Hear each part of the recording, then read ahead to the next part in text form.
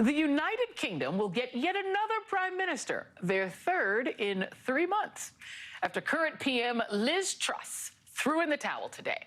Her stay was brief, very brief. Let me run through the highlight reel of some of her most significant accomplishments. She was the final prime minister during the reign of Queen Elizabeth, the first to resign under her son, King Charles, who literally only met with her just a couple of weeks ago. And she is the shortest serving prime minister in UK history, lasting just 45 days in office, so basically 4 Scaramucci's. Truss was forced to resign after she proposed the UK's biggest tax cuts in 50 years, which included tax cuts for the wealthiest, tax cuts for large corporations, and corporate regulation rollbacks. Well, that sounds a lot like current Republican policies, but you don't have to take my word for it. Here's Trump's guy, Larry Kudlow, saying the exact same thing. The U.S. midterm elections cavalry arrived early in London. What do I mean by that?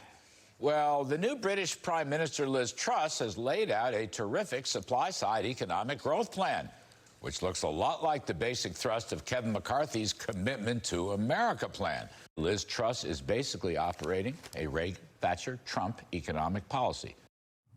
Ruh-roh.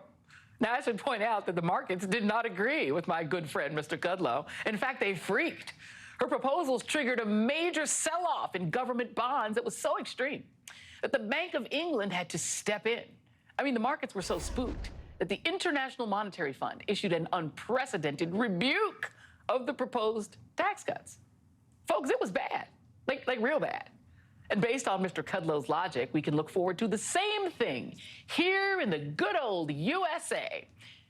You know, since the Truss plan is the basic thrust of Kevin McCarthy's plan. Yay, I guess. Well, here's one major distinction between our country and theirs. The Conservative Party of the United Kingdom had zero qualms defenestrating their party leader, none. And boy, did they move fast to give her the old heave-ho. Meanwhile, back on the U.S. farm, our modern Conservative Party is still terrified of their defeated leader. Heck, when Trump incited an attack on the Capitol, Kevin McCarthy literally flew down to Florida and gave the guy a big old hug. Just a tale of 2 conservative parties with very different and diverging visions of accountability. It's weird, right? And that is tonight's Reidout. And be sure to join us tomorrow night on the Reidout. Jonathan Capehart will bring us his exclusive sit-down interview with President Biden, where they'll discuss student debt, the midterms, the state of American democracy, and much more. You don't want to miss it. All In with Chris A starts now.